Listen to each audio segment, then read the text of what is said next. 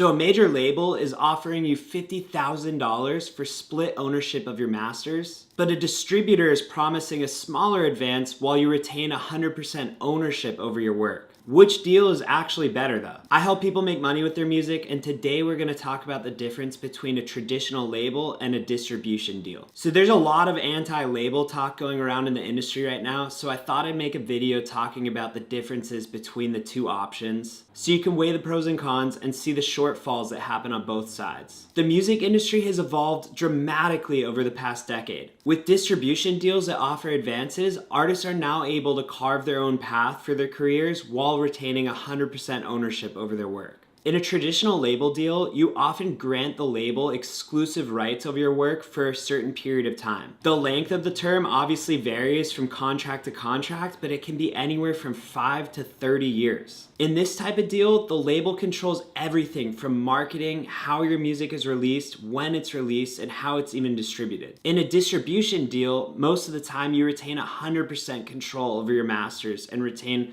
all the ownership that comes with it. The distributor's job is a lot more simple than a label. They're literally just delivering the music to the services that release it. You're the one that has to organize and manage release schedules, marketing, creative, and everything that comes with releasing music. In other words, in this case, you essentially act as the label and cut out the middleman. Label deals typically offer advances, which is essentially an upfront payment against your royalties. The label then recoups that advance out of royalties until you see any payments from your music. Your royalty rate can be anywhere from 15 to 25% after recoupment for the rest of the term. Distribution deals don't typically offer advances, but the more premium ones are doing that nowadays to compete with the labels. In most cases, they just take a small percentage of the top line revenue, like 10 to 20%, or they just charge per release in exchange for their distribution services. So obviously you're going to be saving a lot more money in the long run by choosing a distributor, but here's what a lot of artists sometimes forget. By taking a distribution deal, you're literally acting as your own label. Think of it like this. A label will give you an advance for your music, but they also handle all of the back office work like marketing, radio, promo, even payments and budgeting for music videos. If you sign with a distro and you have enough leverage to get an advance from them,